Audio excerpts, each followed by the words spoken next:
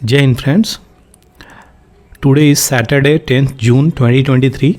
I'm going to analyze over here the Hindu editorial analysis. यहाँ पे मैं cover करता हूँ daily current affairs, editorial, PIB का news, down to earth, frontline, सारा अमलगमेशन आपको एक जगह पर प्राप्त हो जाता है। चलिए शुरू करते हैं आज का द हिंदू एडिटोरियल एनालिसिस। हर बार की तरह यहाँ पे यूपीएससी के प्रीवियस ईयर क्वेश्चन से हम शुरू करेंगे, तो उसको यहाँ पे देखेंगे। ये मेरा चैनल है, इसको सपोर्ट कर सकते हैं, शेयर कर सकते हैं फ्रेंड्स के साथ, ताकि यूट्यूब को एक अच्छा पॉजिटिव फीडबैक जाए। चलिए शुरू करते हैं यूपीएससी प्रीवियस ईयर क्वेश्चंस। 2022 का ये क्वेश्चंस है जो कि रिसेंटली अभी एग्ज़ाम में पूछा गया है। तो क्वेश्चंस क्या बोल रहा है यहाँ पे, rapid financing instrument and rapid credit facilities, ये किससे रिलेटेड है? Related to the provision of lending by which of the following. तो कौन से बैंक से हैं? पहले में कह रहा है एडीबी, दूसरे में कह रहा है आईएमएफ, तीसरे में कह रहा है United Nation Environment Programme Finance Initiative, और चौथे में वर्ल्ड बैंक को बताया है। कौन सा राइट स्टेटमेंट है यहाँ पे आप कमेंट सेक्शंस में लिखिए। इसकी डिटेलिंग आपको नेक्स्ट डे डिस्कशंस के साथ और डिटेल एनालिसिस के साथ इसका आंसर आपको दे दिया जाएगा। कुछ लोग मैं आपको बता दूं यहाँ पे ये रिकमेंड कर रहे हैं कि अगर आप क्वेश्चंस को यहाँ पे दे रहे हैं तो उसकी आंसर भी यहीं पे लिख दीजिए। तो वैसा मैं कर सकता हूँ, लेकिन इशू क्या निकल के आ रही है, अगर आप लोग रिपीटेडली रिवीजन नहीं करेंगे, जो कि मैं आज आपको क्वेश्चन दिया और कल इसका एक्सप्लेनेशन दिया, तो कल रिवीजन भी हो गया और एक्सप्लेनेशंस भी हो गया। तो ये रिवीजन बहुत इंपॉर्टेंट एस्पेक्ट है किसी भी एग्ज़ाम्स के प्रिपरेशंस की। खास करके ये पापा वाले एग्ज़ाम की प्रिपरेशन अगर कोई करता है तो आप समझ लीजिए इसमें रिवीजन और फिर रिपीटेडली रिवीजन की आवश्यकता पड़ जाती है। दूसरा जो क्वेश्चंस है वो यहाँ पे क्या कह रहा है, with reference to Indian economy consider the statement. तो पहले स्टेटमेंट में क्या कह रहा है, if inflation is too high and RBI is likely to buy government security. दूसरा स्टेटमेंट कह रहा है, if rupee is rapidly depreciating RBI likely to sell dollar. तीसरा स्टेटमेंट कह रहा है, if interest rate in USA as European Union to fall. तो यहाँ पे क्या होगा, likely to induce RBI two by dollar. तो इसमें से कौन सा करेक्ट है? पहले में 1 और 2 दे रहा है, दूसरे में 2 और 3, तीसरे में 1 और 3, चौथे में तीनों स्टेटमेंट दे दिया है। तो इसका राइट आंसर आपको कमेंट सेक्शंस में लिखना है। अभी रिसेंटली न्यूज़ निकल के आ रही है कि रसिया जो है वो अपना न्यूक्लियर वेपन यहाँ पे बेलारूस में डिप्लॉय करने जा रहा है और जुलाई में डिप्लॉय कर देगा, जो कि बहुत इंपॉर्टेंट न्यूज़ निकल के आ रही है। ये इंपॉर्टेंट न्यूज़ इसलिए वो बन जाती है क्योंकि न्यूक्लियर एक बहुत ही डेडली वेपन मानी जाती है। इससे पूरी की पूरी नस्ल भी, रेसेस भी ख़त्म करती हुई पाई जाती है। तो ये इतनी डेडली वेपन है, अगर एक जगह चली गई तो वहाँ पे कई साल तक इसका इम्पैक्ट रहता है, जिसके कारण वहाँ पे बच्चे लूले लंगड़े भी पैदा होते हैं। तो ये चीज़ें हैं। और किस कंट्री में डिप्लॉय करने की बातें बोल रहा है, तो आपके बेलारूस में बोल रहा है। कौन? रसिया। आपको बता दें यहाँ पे यूक्रेन वर्सेस रसिया की लड़ाई में 2 कंट्री तो इन्वॉल्व हैं, लेकिन इनडायरेक्टली कंट्री वेस्ट की जो अलायंस कंट्री हैं, for example US, European union के कुछ इम्पॉर्टेंट मेंबर, ये कंट्री जो हैं इसको सपोर्ट करती हुई नज़र आ रही हैं। किसको? यूक्रेन को, जिसके कारण रसिया केवल इकलौता है और इसमें लड़ाई किससे हो रही है? पूरी की पूरी कंट्रीज से हो रही है। तो यहाँ पे रसिया अपना लास्ट माइल एक्शंस लेने के लिए सोच रहा है। देखते हैं ये चीज़ें कहाँ तक चलती है। यूक्रेन और रसिया का युद्ध तब निकल के आया जब यूक्रेन ये बोला कि हम नाटो के मेंबर बनेंगे। आपको बता दें नाटो का मेंबर बहुत सारी कंट्रीज़ बन गई हैं जो पहले सोवियत यूनियन की पार्ट थी। 1990-91 में जो सोवियत यूएसआर का विघटन होता है, वहाँ से 13-14 कंट्री जाके टूट जाती हैं, जिसके कारण वो इंडिपेंडेंट कंट्री हो जाती हैं। अब उसी कंट्री में से एक आपका यूक्रेन भी है जो अभी नाटो में जाने की जिद कर रहा था। इसी के अगेंस्ट में रसिया यहाँ पे आ जाता है और इन दोनों में वार छिड़ जाती है। ये कहा जाता था कि ये वार मुश्किल से 1 सप्ताह के अंदर, 1 वीक के अंदर ख़त्म हो जाएगी, लेकिन जो वेस्ट अलाइंस हैं, वेस्ट पावर है, वो कंट्री इसको क्या करी, बहुत ह्यूज सपोर्ट करी, आर्म्स एम्यूनिशन से और मनी पावर से, डिप्लोमेसी से, इकोनॉमिक सैंक्शन से, हर प्रकार से इसको सपोर्ट करती हुई नज़र आ रही हैं।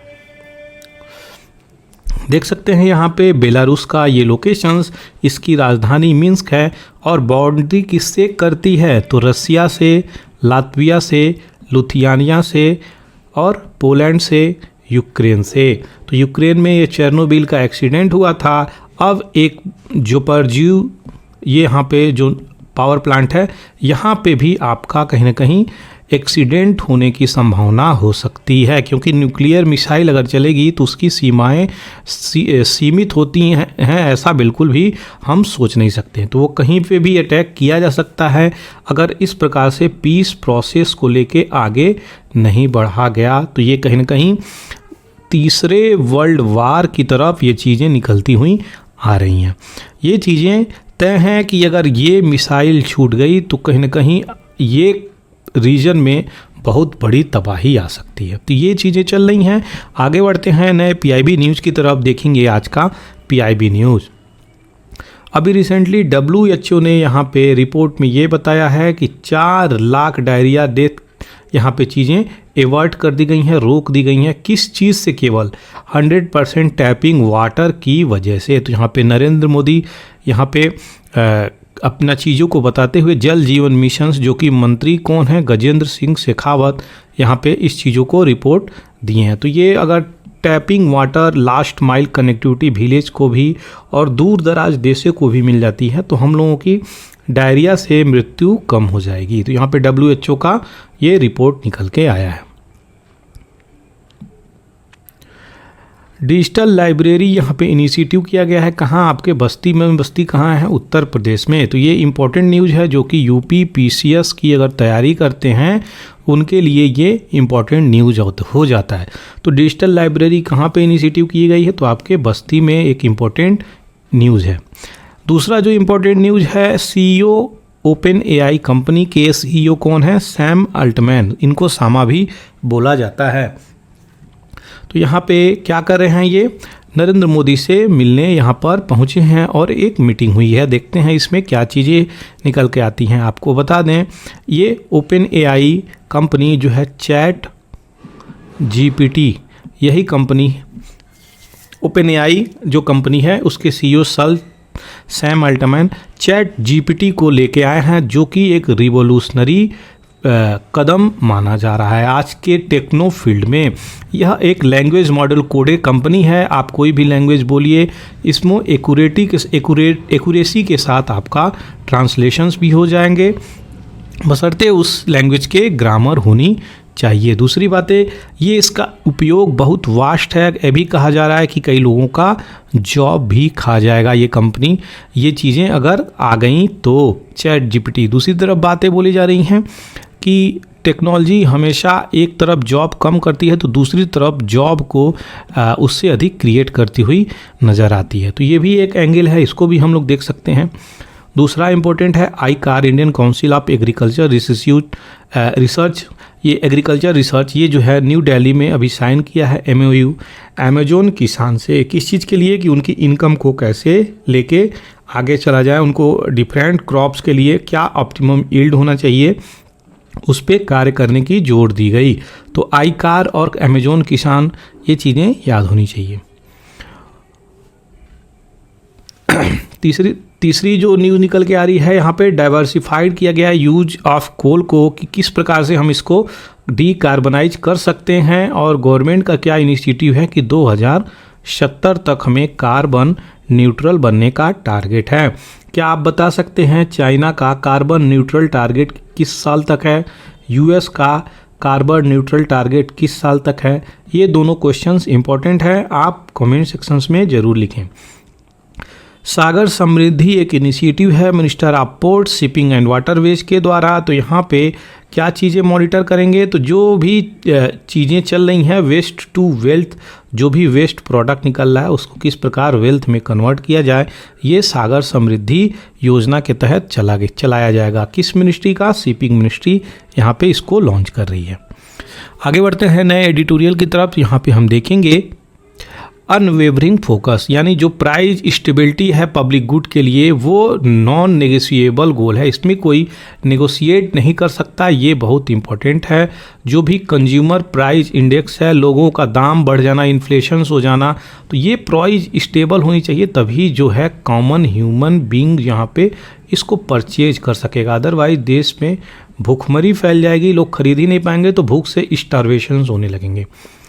आपको बता दें ये चीज़ें थी इम्पॉर्टेंट, लेकिन यहाँ पे हम मेन चीज़ें आपको बैकग्राउंड डिटेलिंग के साथ देखेंगे, जैसे कि एमपीसी हो गई, आरबी हो गई, हेडलाइन इन्फ्लेशन हो गई और कंज्यूमर प्राइस इंडेक्स हो गई। तो यहाँ पे बोल रहे हैं एल नीनो का भी जो इफ़ेक्ट इस बार निकल के आ रहा है रेनफॉल में, जो कि डिले रेनफॉल आ रही है और एल नीनो भी आ रही है। तो इस बार जो आपके भारत में मानसून आई एल नीनो से इफ़ेक्ट होके आएगी। और दूसरी बात, इंडियन ओशियन डाइपोल सिस्टम जो है आपके भारतीय ओशियन भी जो है वो भी गर्म पाई जाएगी, जिसके कारण और भी प्रॉब्लम निकल के आएगी। तो देखते हैं, अभी रेनफॉल में यहाँ पे डेफिशिएंसी नहीं बताई गई है, लेकिन ये बोली जा रही है एल नीनो से इम्पैक्ट होके आएगी। तो एग्रीकल्चरल फील्ड को किस प्रकार इम्पैक्ट करेगी, ये देखने योग्य बातें रहेंगी आगे आने वाले समय में। ये 4 जो इम्पोर्टेंट टॉपिक है इसको हम बैकग्राउंड में जाके देखेंगे। सबसे पहले शुरू करते हैं यहाँ पे आपका कंज्यूमर प्राइस इंडेक्स है। तो ये क्या है कंज्यूमर प्राइस इंडेक्स? कोई भी मार्केट में प्राइस का फ्लक्चुएशंस होता है मार्केट बेस के आधार पे, और जो भी गुड्स और सर्विसेज हैं, तो अगर ऊपर चला गया तो उसमें इन्फ्लेशंस कहा जाता है, और मार्केट में दाम नीचे चला गया तो वो डिफ्लेशंस के रूप में मानी जाती है। कोई भी सेट ऑफ गुड्स सर्विसेज जो भी कंज्यूम किया जाता है एक मास पीपुल के लिए इकोनॉमी में, तो वो क्या हो जाता है? मार्केट बेस्ड हो जाता है। लेकिन ये जो चीज़ें हैं डिफर हो जाती हैं कंट्री बाय कंट्री, यही कंज्यूमर प्राइस इंडेक्स यहाँ पे बोली जाती है। अब आती है मॉनेटरी पॉलिसी कमेटी। यहाँ पे मैं कंपाइल करके आपको सारी बैकग्राउंड डिटेल यहाँ पे अच्छे से दे देता हूँ एक जगह, ताकि कोई भी चीज़ें अगर क्वेश्चंस बने तो आपका बिल्कुल वहाँ से लेफ्ट आउट नहीं होना चाहिए। सबसे पहले बता दें, मॉनेटरी पॉलिसी कमेटी एक रिस्पॉन्सिबल होती है किसके लिए? तो ये फिक्स करती है बेंचमार्क इंटरेस्ट रेट इंडिया में, और इसकी मीटिंग एटलीस्ट कितनी बार? 4 बार एक साल में होती है। तो ये क्वेश्चंस यहाँ से भी आए हैं, इसकी मीटिंग कितनी बार होती है एक साल में? तो एमपीसी की मीटिंग 4 टाइम होती है, ये याद रखिएगा, एटलीस्ट 4 टाइम। कमेटी जो होती है मॉनेटरी पॉलिसी कमेटी क्या क्या कंप्राइज करती है, मतलब किसको किसको मेंबर के रूप में रखती है? तो 6 मेंबर होते हैं, 3 ऑफिशियल्स होते हैं रिजर्व बैंक ऑफ इंडिया से, और 3 होते हैं एक्सटर्नल मेंबर नॉमिनेट किए जाते हैं गवर्नमेंट ऑफ इंडिया से। तो 3 + 3 ये चीज़ें याद रखिएगा। गवर्नर ऑफ आरबीआई की बात करी जाए तो यह चेयरमैन होते हैं यहाँ पे ex officio of the committee. तो ये जो चेयरमैन होते हैं वो ex officio of the committee होते हैं, और इनका डिसीजंस जो होता है मेजॉरिटी के आधार पर लिया जाता है। और अगर मान लीजिए 3 + 3 ये दोनों लोग आपस में इक्वल वोट कर दिए, तो यहाँ पे आपके आरबीआई के गवर्नर के पास ये अधिकार होता है कि वो लास्ट में वोटिंग दें। बीच में वोटिंग नहीं कर सकते जब तक ये मेंबर वोट अपने नहीं करेंगे, यानी उनको अगर यहाँ पे मेजॉरिटी निकल के आती है, डिसीजन फाइनल हो जाता है, तो ये वोट नहीं करेंगे। लेकिन लास्ट में 3-3 पे फंस जाता है, तब जाके आरबीआई कास्टिंग वोट यहाँ पे करते हैं ये टाई के समय में। तो यही चीज़ें हैं, यहाँ पे आशा करते हैं ये चीज़ें क्लियर हो गई होंगी। दूसरी चीज़ें 4% का एनुअल इन्फ्लेशंस यहाँ पे 31 मार्च 26-26 तक फिक्स किया गया है, और अपर टॉलरेंस लिया गया है 6% और लोअर टॉलरेंस 2%, यानी 6 से लेके 2% प्लस माइनस ये चीज़ें हो सकती हैं। इसके ऊपर फ्लक्चुएशंस नहीं होना चाहिए, ये जिम्मेदारी आपकी एमपीसी की आ जाती है, आरबीआई की आ जाती है। Reserve Bank of India act कब आया था? तो ये 1934 में आया था, इसको अमेंड किया गया था 2016 में, और तब जाकर मॉनेटरी पॉलिसी कमेटी लाई गई थी, जो कि अकाउंटेबिलिटी को यहाँ पे और ट्रांसपेरेंसी को ज़्यादा दिखाती हुई नज़र आ रही है। कमिटी जो है आंसरेबल है किसको, गवर्नमेंट ऑफ इंडिया को। यहाँ पे आपको बता दें मॉनेटरी पॉलिसी आंसरेबल है गवर्नमेंट ऑफ इंडिया को अगर कोई भी इन्फ्लेशन एक्सीड होती है, जो भी रेंज प्रिस्क्राइब किया गया है यहाँ पे। 3 कॉन्सिक्यूटिव क्वार्टर, 3 कॉन्सिक्यूटिव जो क्वार्टर हैं, 4 क्वार्टर होते हैं एक साल के अंदर, तो अगर 3 कॉन्सिक्यूटिव क्वार्टर तक ये चीज़ें गलत तरीके से चली तो यहाँ पे आंसरेबल हो जाती है। दूसरी तरफ आगे बढ़ते हैं तो यहाँ पे before the constitution of MPC यहाँ पे टीएसी का निर्माण था। तो टेक्निकल एडवाइजरी कमेटी, यहाँ पे ये एमपीसी 2016 में आया लेकिन टेक्निकल एडवाइजरी कमेटी के रूप में कार्य करती थी और मॉनेटरी पॉलिसी एक्सपर्ट इसमें रहते थे। तो ये टीएसी जो बदल के यहाँ पे क्या कर दिया गया, एमपीसी कर दिया गया। ये थी सारी डिटेलिंग मॉनेटरी पॉलिसी कमेटी को लेके। आशा करते हैं यहाँ से क्वेश्चंस कई बार यूपीएससी दिया है, स्टेट पीसीएस भी यहाँ से क्वेश्चन दिया है, तो वो चीज़ें क्लियर हो जाएंगी। चलिए बढ़ते हैं आगे। यहाँ पे दूसरी जो चीज़ें हैं आरबीआई की, उसकी बैकग्राउंड डिटेलिंग को समझेंगे। तो आरबीआई से क्वेश्चंस कई बार आए हैं। आज भी जो मैं क्वेश्चंस आपको यहाँ पे दिखाया हूँ वो आपको कहीं ना कहीं बैंकों से रिलेट करके आया हुआ है, आरबीआई से रिलेट करके आया हुआ है। तो क्वेश्चंस काफ़ी इंपॉर्टेंट हो जाते हैं अगर आपकी क्लियरेंस और डाउट यहाँ पे चीज़ें नहीं है तो। अगर डाउट नहीं है तो आप कर ले जाएंगे, लेकिन अगर डाउट है तो यहाँ पे फंस जाता है वैद्य। यहाँ पे क्या कह रहा है, RBI Reserve Bank of India chiefly known as RBI, और यहाँ पे इंडिया की ये सेंट्रल बैंक और रेगुलेटरी बॉडी भी मानी जाती है, जो कि रिस्पॉन्सिबल होता है क्या, रेगुलेट करने के लिए इंडिया की सारी बैंकिंग सिस्टम को। और ये किसके अंडर में आता है, तो ये सबसे पहले आप जान लें मिनिस्ट्री ऑफ फिनांस के अंदर, गवर्नमेंट ऑफ इंडिया के अंदर आरबीआई आती है। इसके 4 रीजनल रिप्रेजेंटेशंस हैं, ये याद रखिएगा, रीजनल हैं ये 4 रीजनल हैं। कहाँ कहाँ, दिल्ली, चेन्नई, कोलकाता एंड मुंबई। लेकिन 21 ब्रांच हैं पूरे स्टेट के कैपिटल में। अगर बात करी जाए तो 21 इसके ब्रांचेज हैं, 4 रीजनल ऑफिसेस बोले जाते हैं। दूसरी बात करी जाए तो ये रिस्पॉन्सिबल होता है किस चीज़ के लिए, कंट्रोल करने के लिए, और इशू करता है, मेंटेन करता है supply of Indian rupee notes. ये सारी चीज़ों को मेंटेन करने के लिए, कंट्रोल करने के लिए ये जाना जाता है, यानी इसकी फंक्शन की बातें बोली जा रही हैं। तो यहाँ से भी क्वेश्चंस बनाए गए हैं। ये मैनेज भी करता है कंट्री का मेन पेमेंट सिस्टम और वर्क करता है प्रमोट करने के लिए इकोनॉमिक डेवलपमेंट के लिए। ये कब शुरू हुआ तो हम जान लें, यहाँ पे 1 अप्रैल 1935 को ये चीज़ें शुरू हुई और reserve Bank of India act 1934 के अंतर्गत आती हैं। तो 1934 में ये एक्ट आया और इसकी कमेंसमेंट शुरू हुई 1 अप्रैल 1935 को। इसके पहले गवर्नर कौन थे, असबॉर्न स्मिथ। यहाँ से क्वेश्चंस पीसीएस में कई बार पूछे गए हैं। फर्स्ट गवर्नर ओसबॉर्न स्मिथ, लेकिन पहले इंडियन गवर्नर का नाम कई लोग नहीं जानते हैं, तो आपको बता दें सीडी देशमुख 1943 में पहले गवर्नर बनाए जाते हैं। बैंक जो है सेटअप किया गया रिकमेंडेशन से, तो यहाँ से भी क्वेश्चंस बना है किसके रिकमेंडेशन से, 1926 के royal commission on Indian currency and finance, जिसे हम हिल्टन यंग कमीशंस बोलते हैं। हिल्टन यंग कमीशन HYC भूलिएगा नहीं, यहाँ से क्वेश्चंस आए हुए हैं। भारतीय रिजर्व बैंक नोट मुद्रा जो है ये एक स्पेशलाइज्ड डिवीज़न है, कहाँ का, आरबीआई का। ये चीज़ें याद रखिएगा, जो कि क्या छापता है और मिंटिंग करता है क्वाइंट, इंडियन करेंसी नोट्स, ये सारी चीज़ें करता है। 4 ऑफ करेंसी प्रिंटिंग प्रेसेस, तो भारत में 4 ऐसे प्रिंटिंग जगह हैं जहाँ पे ये करेंसी का प्रिंटिंग होता है। तो पहला क्या है, नासिक, दूसरा देवास, तीसरा मैसूर और चौथा साल्बोनी वेस्ट बंगाल में। तो आप देख सकते हैं यहाँ से क्वेश्चंस कई बार आए हुए हैं, इसलिए इसकी इम्पोर्टेंस को समझिए।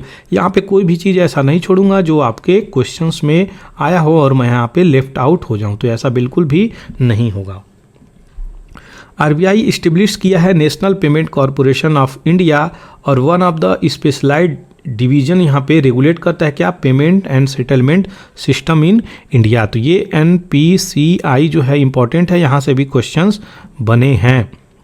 दूसरी चीज़ें हैं deposit insurance and credit guarantee corporations, ये आरबीआई के द्वारा इस्टेब्लिश करी गई थी, जो कि एक स्पेशलाइज्ड डिवीज़न है और इसका पर्पज़ क्या है, प्रोवाइड करता है इंश्योरेंस और बैंकों की क्रेडिट फैसिलिटी के रूप में भी कार्य करता है और गारंटी देता है ये क्रेडिट फैसिलिटी की। पार्टीशन जब भारत की हुई थी अगस्त 1947 में, भारत और पाकिस्तान दो मुल्क पैदा हो गए थे उस वक्त भी सेंट्रल बैंक फॉर पाकिस्तान ये आरबीआई कार्य करता था।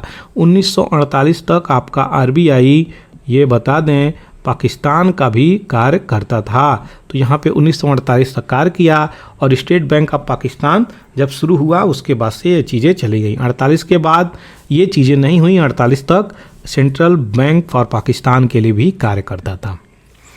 आरबीआई को नेशनलाइज कब किया गया? तो 1 जनवरी 1949 को इसको नेशनलाइज कर दिया गया राष्ट्र को। यहाँ पे चीज़ें इंपॉर्टेंट है, क्वेश्चंस स्टेट पीसेस में यहाँ से बना दिए गए हैं। आरबीआई यहाँ पे अगर overall directions of the RBI की बात करी जाए तो यहाँ पे 21 member central board of director में होते हैं। यहाँ पे दोनों में अंतर है, यहाँ पे कमेटी की बातें बोली जा रही है, यहाँ पे सेंट्रल बोर्ड ऑफ डायरेक्टर की बातें बोली जा रही हैं जिसमें 21 मेंबर रहते हैं। तो ये थी सारी डिटेलिंग, आशा करते हैं ये चीज़ें क्लियर हो गई होंगी। अब बढ़ते हैं यहाँ पे हेडलाइन इन्फ्लेशन की तरफ। तो हम देखेंगे हेडलाइन इन्फ्लेशन क्या है। वेरी सिंपल और सहज शब्दों में कहा जाए तो जो भी चीज़ें हैं फ्रूट, वेजिटेबल, पेट्रोलियम, गैस, इन सारी की प्राइजेज बढ़ा देना हेडलाइन इन्फ्लेशन है। Headline inflation total inflation in economy ये चीज़ें दर्शाती हैं। टोटल इन्फ्लेशंस इन इकोनॉमी जैसे कि फ्रूट, वेजिटेबल, पेट्रोलियम, गैस, इनमें इन्फ्लेशन होती है। टोटल इन्फ्लेशन इन इकोनॉमी ये चीज़ें याद रखिएगा। Total inflation in economy is the important aspect यहाँ पे। तो हेडलाइन इन्फ्लेशन उसी को बोला जाता है।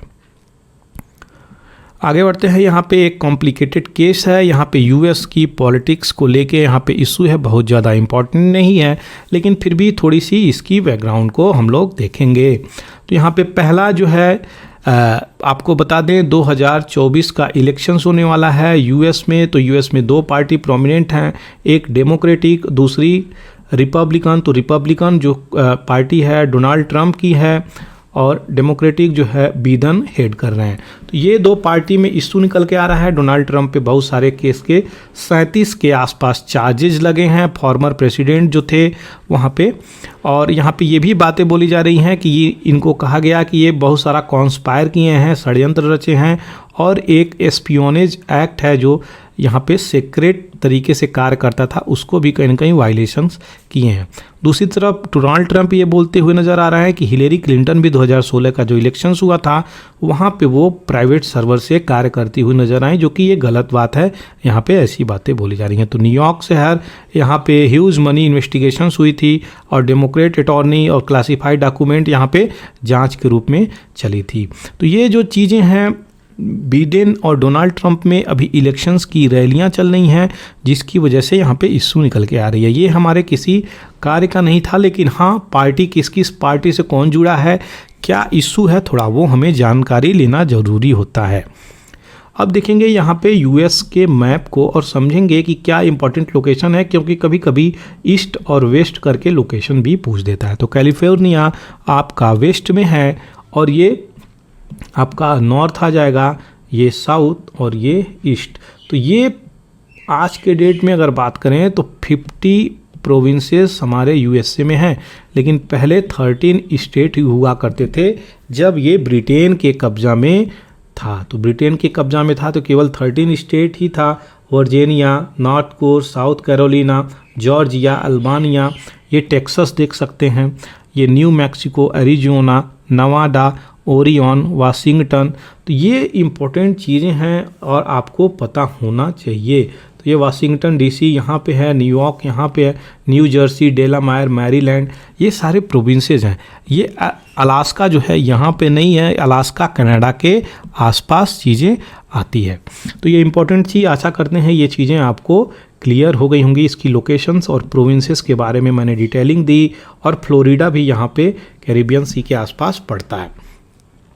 आगे बढ़ते हैं नए एडिटोरियल की तरफ। तो यहाँ पे हम देखेंगे इंडिया और नेपाल का रिलेशंस, जो अभी आपके नेपाल के प्राइम मिनिस्टर प्रचंड जो है भारत के विजिट पर आए हुए थे, 4-5 दिन की विजिट पे थे भारत के, और क्या क्या डील करके चले गए हैं उसको पुनः यहाँ पे हम देखेंगे।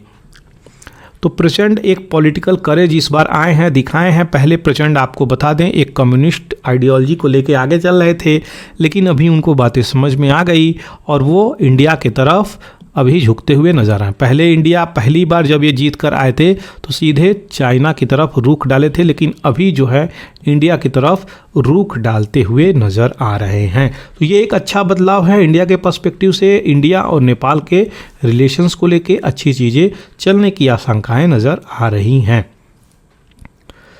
दूसरी तरफ बातें बोली जाए तो प्रचंड अपना जो प्राइम मिनिस्टर बने हैं, यहाँ पे आपको बता दें प्रचंड मॉइस्ट रिबेल्ट से आते थे, यानी ये मॉइस्ट के रूप में, मॉइस्ट लीडर के रूप में जाने जाते थे। तो वहाँ के जो माओवादी लोग हैं उनके लीडर के रूप में ये जाने जाते थे और इनकी एक अलग पहचान भी है। लेकिन अभी जो बात करी जाए वो चाइना ना जाके इंडिया के तरफ आए हुए हैं और डिसमिस किए हैं आर्मी को, जो उस वक्त यहाँ पे लॉयल नहीं था नेपाल में, क्योंकि यहाँ पे इंडिया और नेपाल के बॉर्डर को लेके आर्मी भी वहाँ पे बहुत सारे इशू क्रिएट करती हुई नज़र आ रही है। तो उसको डिसमिस किए हैं और पुनः एक नए प्रकार से रिलेशंस को बनाते हुए नज़र आ रहे हैं।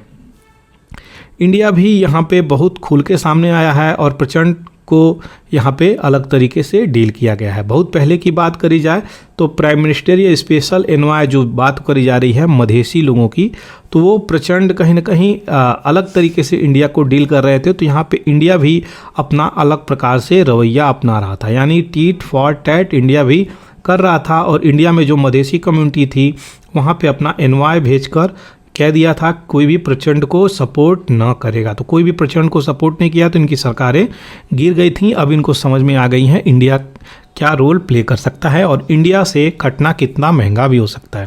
तो ये चीज़ें हैं, एक गेम चेंजर के रूप में यहाँ पे दिखा जा रहा है। इस बार जो आए हैं तो ट्रांसफॉर्म करने की बात करी जा रही है, इकोनॉमिक, लैंड स्पेक और इन रीजन में किस किस चीज़ में फील्ड में कार्य करने की। तो हाइड्रो पावर प्रोजेक्ट में जो एनर्जी इंडिया को सप्लाई करी जाएगी। और सबसे बड़ी बात यह है कि भारत से होते हुए बांग्लादेश को पावर भी जाने की बातें बोली जा रही हैं। तो इंडिया इस पे भी एग्री कर गया है, क्योंकि बांग्लादेश भी हमारा फ्रेंड कंट्री के रूप में जाना जाता है।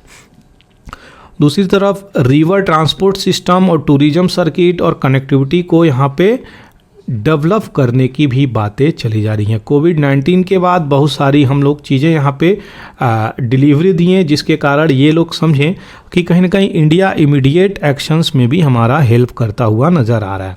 2 ट्रीटी हैं, महाकाली ट्रीटी और यहाँ पे पंचेश्वर मल्टीपर्पज़ प्रोजेक्ट। ये भी पावर स्टेशंस जो है इक्वल कैपेसिटी में चल रही हैं दोनों रिवर के आसपास। तो कैसे इसको इंडिया और नेपाल लेके चलेगा, ये भी एक इम्पॉर्टेंट इशू निकल के आ रही है।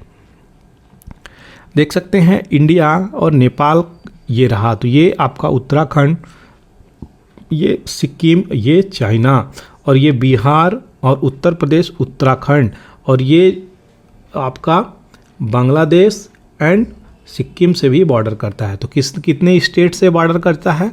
1 2 3 4 5। तो 5 स्टेट से चाइना बॉर्डर करता हुआ नज़र आ रहा है। ये भी क्वेश्चंस कई बार पूछा गया है, तो याद रखिएगा, इम्पोर्टेंट है ये चीज़ें।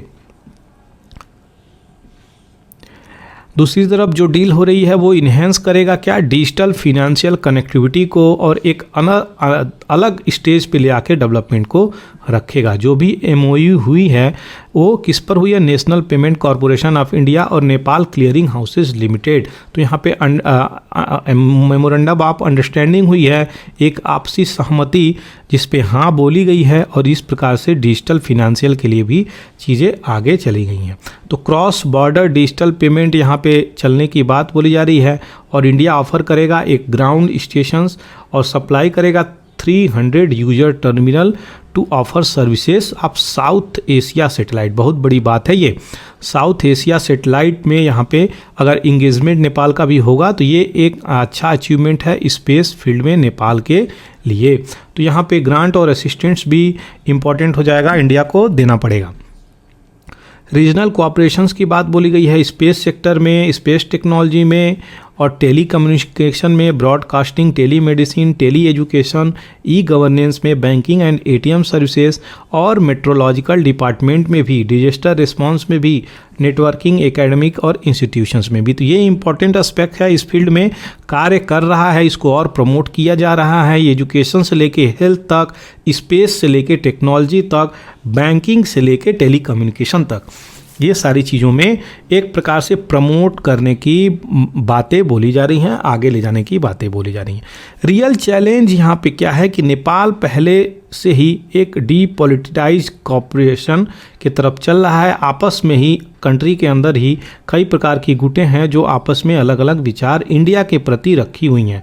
तो अभी प्रचंड भारत में आए तो लोग कह रहे हैं गए और नेपाल के पीएम इंडिया में बेच के चले आए। तो बताइए, अगर इंडिया जो है सपोर्ट नहीं करेगा तो चाइना किस हद तक सपोर्ट करेगा, वो श्रीलंका से आप लोग सीख सकते हैं।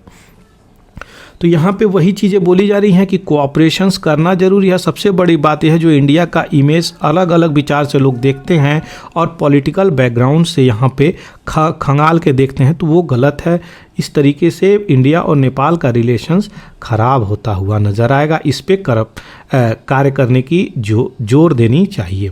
और जो क्वालिटी ऑफ डेमोक्रेसी है कंट्री के अंदर, नेपाल के अंदर, वहाँ पे इम्प्रूव करने की ज़रूरत है, क्योंकि उस प्रकार की डेमोक्रेसी को आगे लेके चलेंगे तो आप कहीं ना कहीं कंपैटिबल नहीं हो पाएंगे इंडिया की डेमोक्रेसी के साथ। तो इसलिए बातें बोली जा रही हैं, अपने ही देश में नेपाल के अंदर कई सारे इश्यूज हैं, उसको सुलझाने की ज़रूरत है, तब जाकर कहीं ना कहीं दोनों कंट्री आगे बढ़ सकती हैं।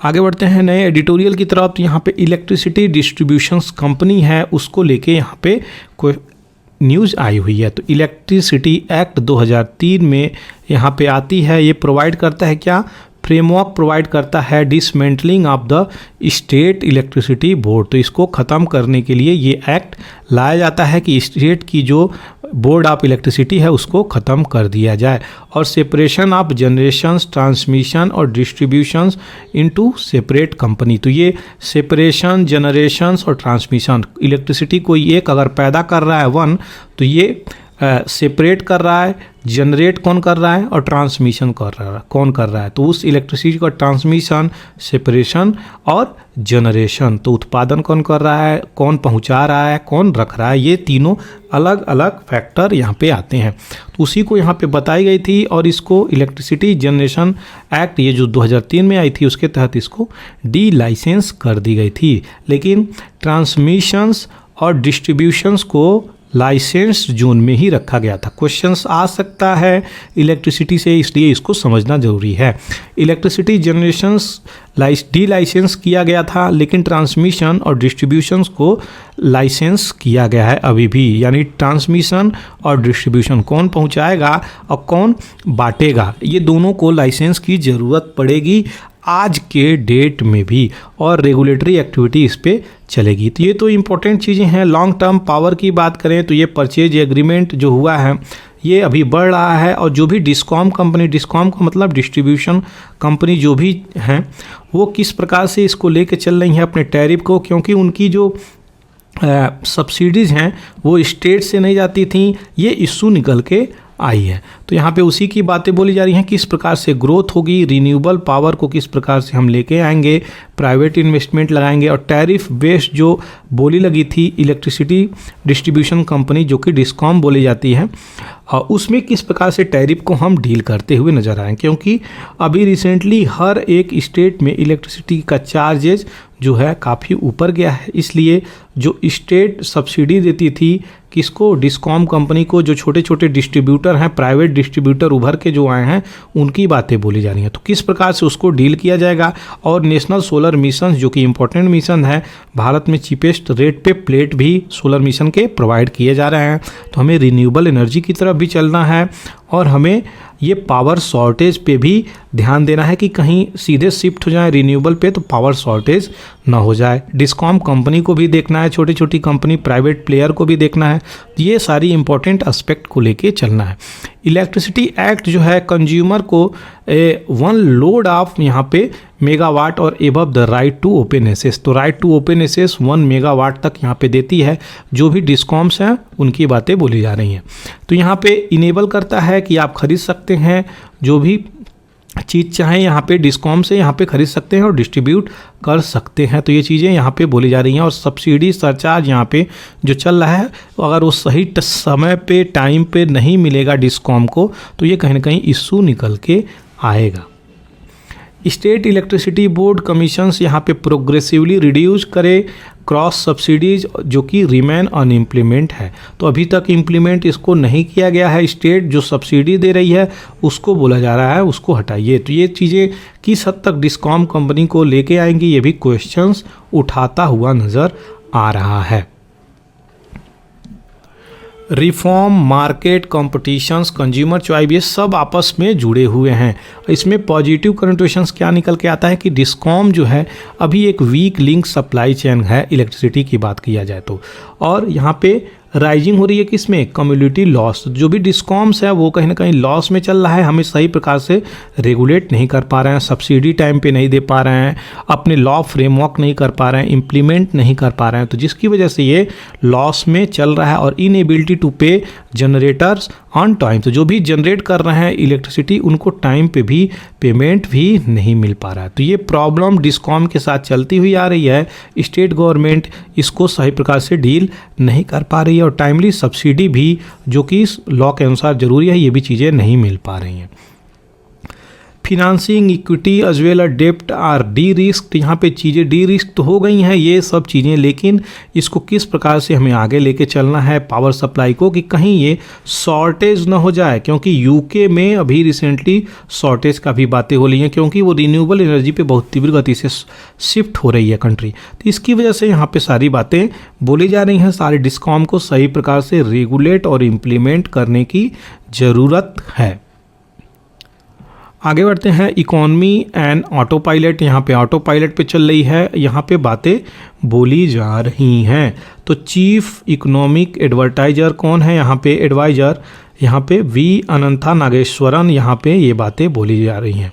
तो जीडीपी जो है 6.5 से 7% तक 23-24 से लेके 29-30 तक ऑटो पायलट पे चलती हुई नज़र आएंगी, यहाँ पे ये बोल दिए हैं। तो 6.5 से 7 तक 2030 तक चलेगी और 7.2% जीडीपी ग्रोथ एस्टीमेट की बातें बोली जा रही हैं। तो क्वेश्चन आ सकता है कितने परसेंट की बातें बोली जा रही हैं 29-30 तक, तो 6.5% की बातें 29-30 तक बोली जा रही हैं। 7.5% जीडीपी ग्रोथ एस्टीमेट की बातें बोली जा रही हैं। ये चीज़ें याद रखिएगा, चीफ इकोनॉमिक एडवाइज़र का नाम, और ये डाटा भी इम्पोर्टेंट हो जाता है। कावेरी के ऊपर मेकेदातु डैम प्रोजेक्ट है जो कि न्यूज़ में है, इसको याद रखिएगा, मैंने इसीलिए डाला और कोई इसका मकसद नहीं है। तो ये मेकेदातु डैम कई बार क्वेश्चंस आया है, किस नदी पे है, तो कावेरी नदी पे है, इसलिए ये न्यूज़ मैं डाल दिया।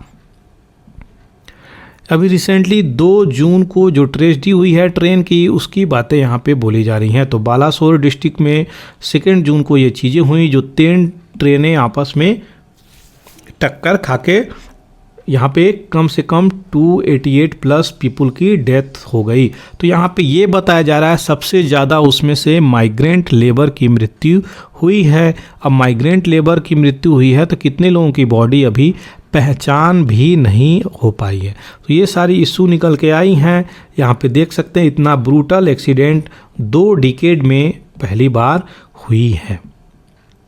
अभी रिसेंटली सूडान की जो वारिंग पार्टी हैं, 2 प्रकार की पार्टीज जो आपस में लड़ रही हैं आर्मी की, वहीं पे वो 24 आवर के लिए सीज फायर के लिए यहाँ पे एग्री कर गई हैं। तो यहाँ पे कौन मीडिएशंस किया है, यूएस और सऊदी मीडिएटर का काम करती हुई नज़र आ रही है। तो ये थी सारी डिटेलिंग, आशा करते हैं ये चीज़ें क्लियर हो गई होंगी। अगर आप मेरे चैनल पे नए हैं तो मेरे चैनल को टेलीग्राम से भी आप जुड़ सकते हैं। डिस्क्रिप्शन बॉक्स में मैं टेलीग्राम चैनल का लिंक दे देता हूँ, वहाँ से जाके आप PDF भी डाउनलोड कर सकते हैं। Thank you for watching the Hindu editorial analysis bye पूरा एकेडमी।